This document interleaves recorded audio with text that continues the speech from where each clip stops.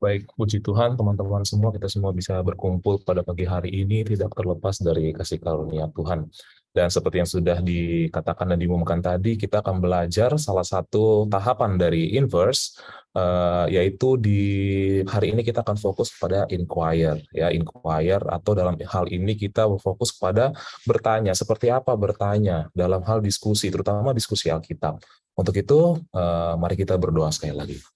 Ya Tuhan di surga, kami siap untuk mendengarkan pelajaran pada hari ini. Kiranya Tuhanlah yang membukakan kami, akal budi kami, dan memberikan kami Roh Kudus, agar kami dapat mengerti, terutama hamba yang akan memberikan pemaparan, kiranya dapat menjadi pelajaran bagi hamba juga, dan hamba dapat berkata-kata sesuai dengan kehendak Tuhan, bukan dengan kehendak diri hamba sendiri. Terpujilah nama Tuhan, berkatilah segala peralatan yang kami pakai, agar tidak mengganggu jalannya kebaktian atau beribadah kami pada pagi hari ini. Terima kasih ya Bapa, ampuni segala dosa kami, dalam nama Yesus kami bersyukur dan berdoa. Amin.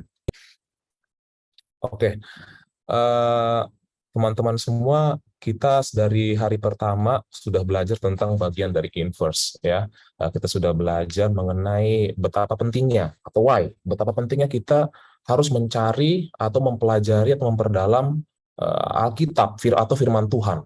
Dan di hari kedua sampai hari keempat kita sudah belajar mengenai beberapa tahapan dari inverse, yaitu intro, inscribe, ingest, interpret, invite, dan insights. Nah, di hari ini kita akan fokus kepada inquire, bertanya. Nah, kenapa dalam proses mempelajari Alkitab, inquire atau bertanya itu atau diskusi itu sangat penting, gitu. Kalau kita ingat dulu waktu pelayanan Yesus di dunia ini, kita melihat bagaimana murid-murid Yesus. Murid-murid Yesus itu sangat banyak mereka memberikan pertanyaan kepada Yesus, ya. Kita bisa melihat di Alkitab berbagai macam pertanyaan dari murid-murid dari murid-murid Yesus. Jadi bertanya itu sangat penting. Nah, sekarang kita akan pelajari juga bertanya seperti apa, bagaimana caranya bertanya. Nah, selain untuk belajar, ya, untuk mendukung kita dalam belajar kita, bertanya juga itu mendukung kita untuk berpikir kritis dalam hal mempelajari firman Tuhan. Kalau kata 1 Tesalonika 5:22, di sana firman Tuhan mengatakan bahwa ujilah segala sesuatu dan peganglah apa yang baik. Jadi pada saat kita membaca Alkitab, ya, atau pada saat kita mendengarkan firman Tuhan, kita harus berpikir kritis, gitu. Banyak umat-umat Tuhan, ya, umat-umat manusia di dunia ini, pada saat mereka mempelajari firman Tuhan atau mendengarkan khotbah, mungkin mereka tidak berpikir kritis, sehingga pada saat firman yang disampaikan sebenarnya tidak sesuai dengan Alkitab, ya, atau firman Tuhan yang kita pegang Alkitab, mereka dengan gampang terikut ajaran sana, ajaran sini. Jadi berpikir kritis itu sangat dibutuhkan pada saat kita mempelajari firman Tuhan. Dan yang ketiga adalah self-reflection. Ini adalah sangat penting, teman-teman. Kalau kita melihat bagaimana Yesus itu sering melempar pertanyaan kepada seseorang agar seseorang itu berpikir, ya, agar tujuan Yesus adalah untuk mengajari seseorang tersebut, tetapi bukan dengan langsung memberikan nasihat, tapi dia melemparkan pertanyaan sehingga orang itu akan sadar, oh iya benar juga ya, oh iya saya salah ternyata, dengan pertanyaan yang diberikan oleh uh, dari Yesus, kira-kira seperti itu. Nah, jadi pada inquire kali ini adalah tahap yang paling penting untuk masuk ke dalam tahap inquire itu adalah kita harus menyelesaikan dulu tahap-tahap sebelumnya. Ya, kita harus menyelesaikan dulu tahap-tahap sebelumnya.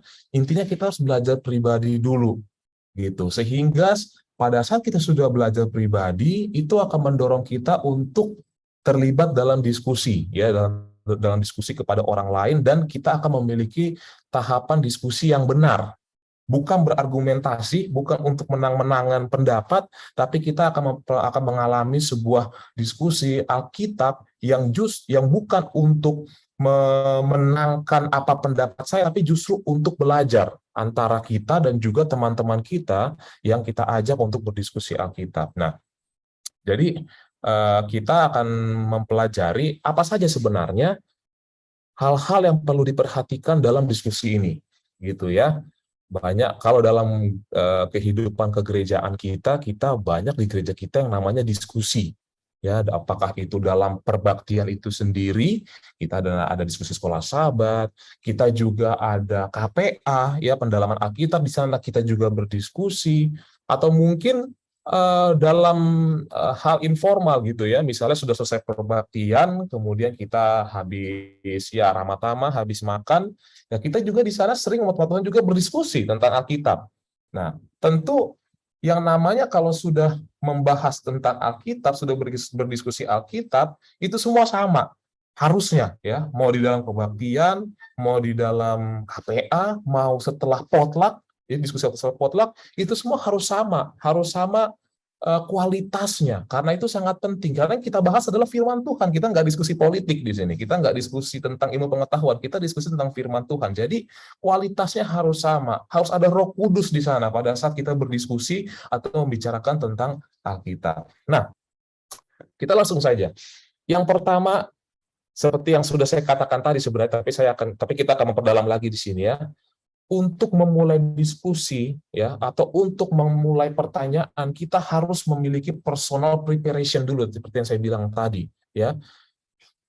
Adalah sangat baik pada saat kita tahu nih ya, kita nanti akan ada diskusi, kita nanti mungkin ada KP atau care group atau Bible study, kita datang ke sana, kita semangat ingin memberikan pertanyaan, tapi ternyata kita sebenarnya belum tahu ini topik apa nih yang dibicarakan gitu. Kita belum ada persiapan pribadi dulu. Kita belum ada personal preparation dulu, tapi tiba-tiba nyampe di sana langsung kita kayak semangat aja pengen memberikan pertanyaan.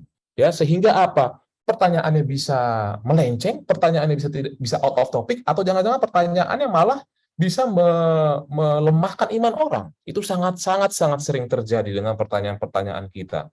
Kalau kata Amsal 15 ayat 2 dikatakan bahwa lidah orang bijak mengeluarkan pengetahuan, tetapi mulut orang bebal mencurahkan kebodohan. Ini sebenarnya ayat ini cukup keras gitu ya. Tapi memang inilah yang terjadi, teman-teman juga mungkin pernah mengalami kira-kira seperti itu ya. Ada orang dalam sebuah diskusi Alkitab sebenarnya dia belum tahu ini mengenai apa. Dia tidak paham tentang topik yang dibahas, tapi oleh karena hanya semangatnya saja untuk memberikan pertanyaan, Alkitab di sini, ini bukan saya yang bilang ya teman-teman, tapi Alkitab, tapi mulut orang bebal mencurahkan kebodohan. Jadi seperti orang bodoh kita bisa terlihat kalau kita hanya asal saja memberikan pertanyaan tanpa mengetahui topik apa sebenarnya, atau tanpa adanya personal preparation terlebih dahulu. Itu sangat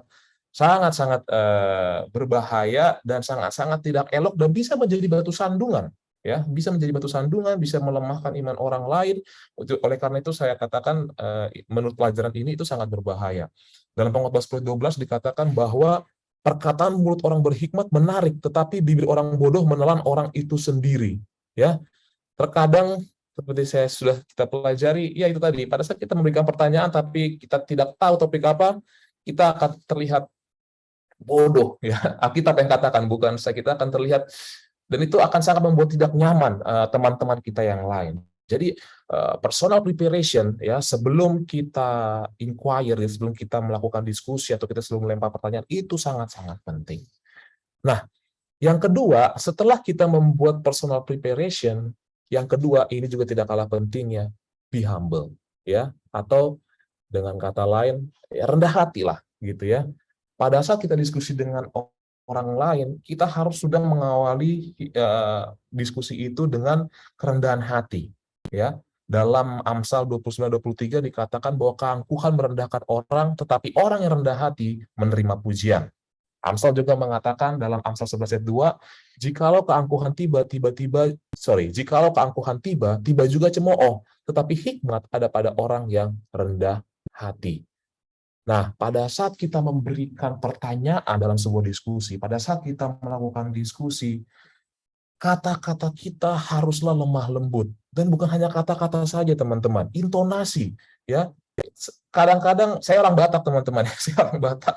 Kadang-kadang kita ini, orang Batak ini, sebenarnya tujuan kita baik, tapi oleh karena cara ngomong kita itu, volumenya agak tinggi gitu ya, atau agak tegas, sehingga orang tuh bisa salah mengerti gitu ya.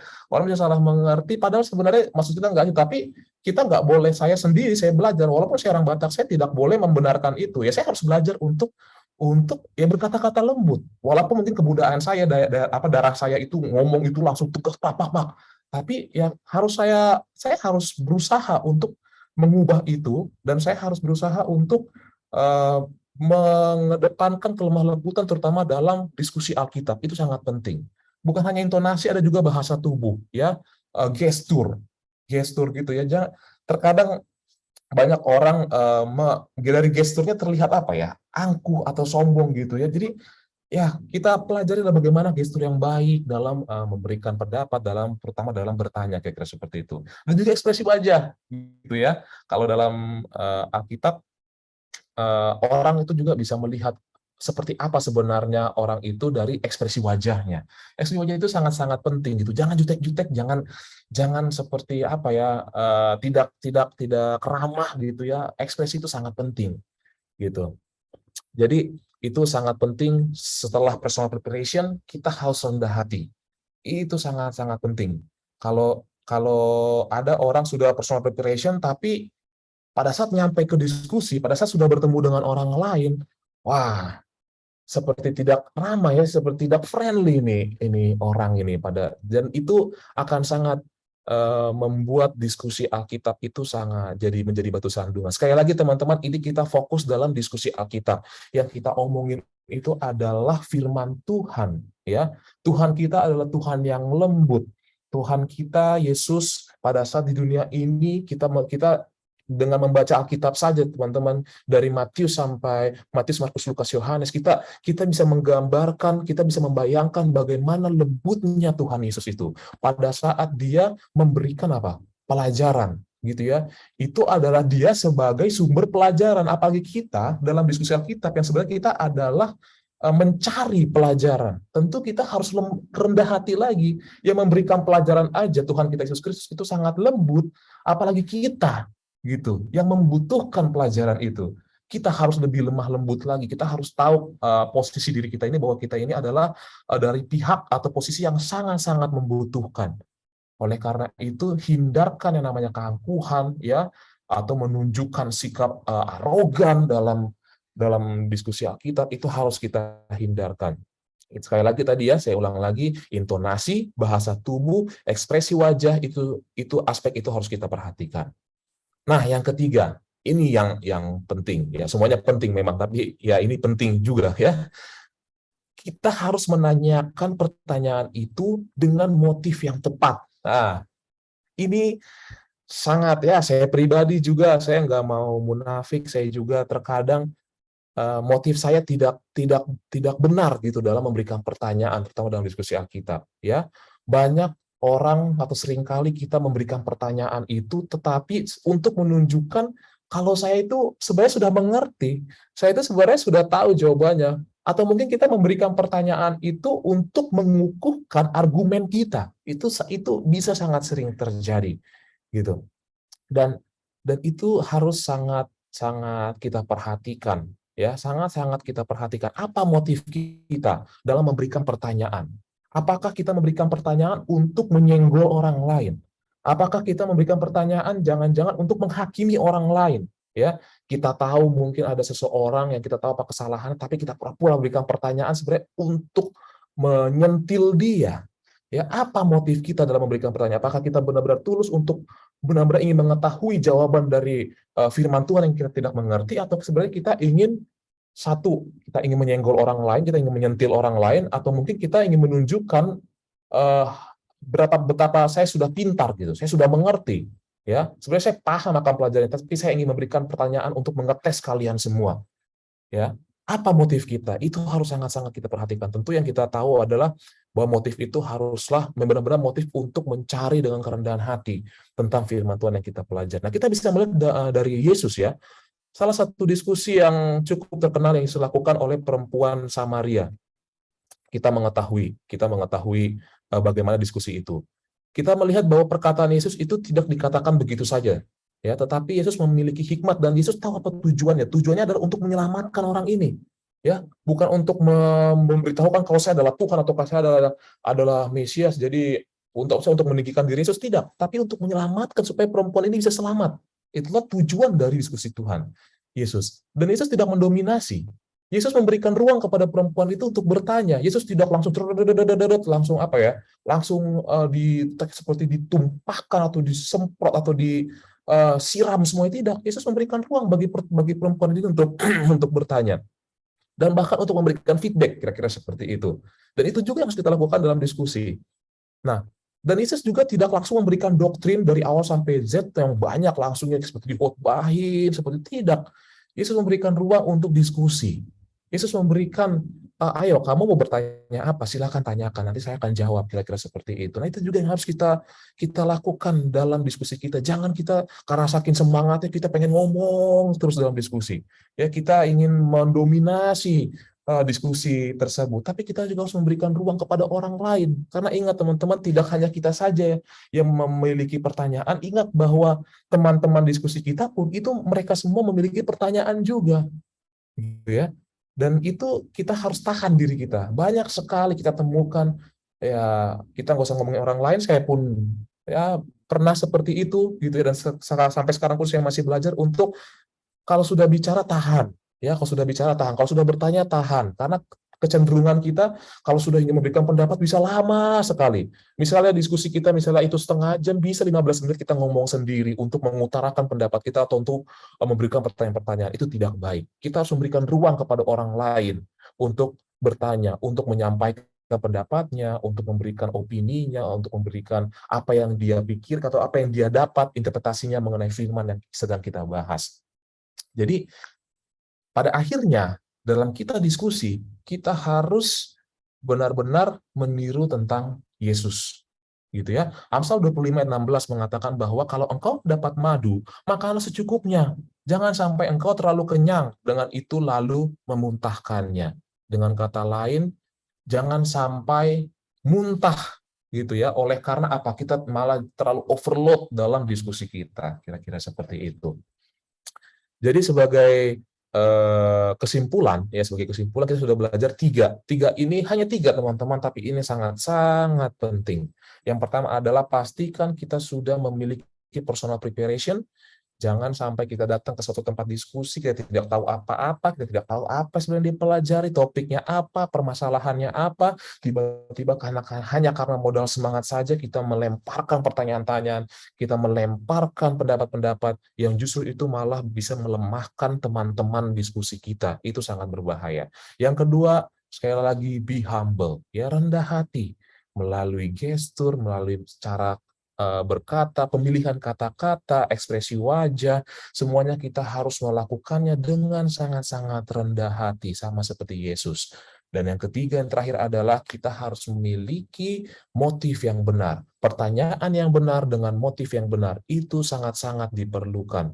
Ya, kita sendiri yang tahu apa motif kita dalam menyampaikan atau dalam melemparkan pertanyaan. Bukan untuk meninggikan diri, bukan untuk menyenggol orang lain atau untuk motif-motif lain yang tidak baik, tapi motifnya hanyalah untuk karena kita ingin mengetahui ya lebih dalam tentang firman Tuhan dan juga untuk meninggikan atau untuk meningkatkan iman dari teman-teman diskusi kita juga. Saya ulangi lagi dari 1 Tesalonika 5 ayat 22 bahwa kita harus menguji, ya kita harus menguji segala sesuatunya dengan baik dan kita harus memegang apa yang baik, dan marilah kita ke depannya berdiskusi. Kita harus berdiskusi dengan baik sehingga diskusi kita akan meningkatkan iman kita, mendekatkan diri kita kepada Tuhan dan juga teman-teman diskusi kita. Intinya semua iman kelompok itu akan sama-sama bertumbuh ya, bukan malah saling menjatuhkan. Baiklah teman-teman, ini dalam pelajaran kita, ini juga pelajaran bagi saya juga. Mudah-mudahan kita bisa terapkan dalam kehidupan kerohanian kita, dalam kehidupan diskusi Alkitab kita, dalam Bible study kita, dalam KPA kita, diskusi sekolah sahabat kita, semuanya teman-teman. Kita bisa terapkan ini, dan Tuhanlah yang menolong kita untuk bisa rendah hati, untuk bisa memberikan yang terbaik dalam diskusi Alkitab yang akan kita lakukan. Baiklah, mari kita sama-sama berdoa. Tuhan Allah Bapa kami di surga, terpujilah nama Tuhan oleh karena berkat pagi yang telah kami rasakan pada saat ini Tuhan. Tuhan kami sangat bersyukur oleh karena pelajaran yang telah kami pelajari pada pagi hari ini. Ya Tuhan di surga, kiranya kami dapat terus lebih dalam lagi mempelajari firman Tuhan, Dan pada saat kami memiliki pertanyaan, pada saat kami harus berdiskusi dengan orang lain, kami bisa berdiskusi sesuai dengan yang Yesus lakukan. Kami berdiskusi, kami berikan pertanyaan bukan untuk meninggikan diri kami, bukan untuk menjatuhkan orang lain, tapi kami bisa berdiskusi untuk sama-sama meningkatkan iman kami, untuk sama-sama lebih mengerti lagi tentang firman Tuhan, sehingga semuanya itu dapat menjadi berkat bagi kami dan dapat menjadi kemuliaan bagi nama Tuhan. Ya Bapa di surga, Engkau sudah mau datang, tolong kami agar kami lebih dalam lagi dalam mempelajari firman Tuhan agar kami tidak binasa oleh karena kami memiliki pengetahuan yang baik akan firman Tuhan. Terima kasih ya Bapa, kami serahkan seluruh rencana kami pada hari ini, kiranya apapun yang kami lakukan sesuai dengan firman Tuhan yang telah kami pelajari dan kami dapat menjadi terang bagi orang-orang, semua orang-orang yang akan kami temui dalam kegiatan kami pada hari ini. Ampunilah segala dosa-dosa kami ya Tuhan, di dalam nama Yesus kami bersyukur dan berdoa. Amin. Terima kasih, saya kembalikan kepada pemimpin acara.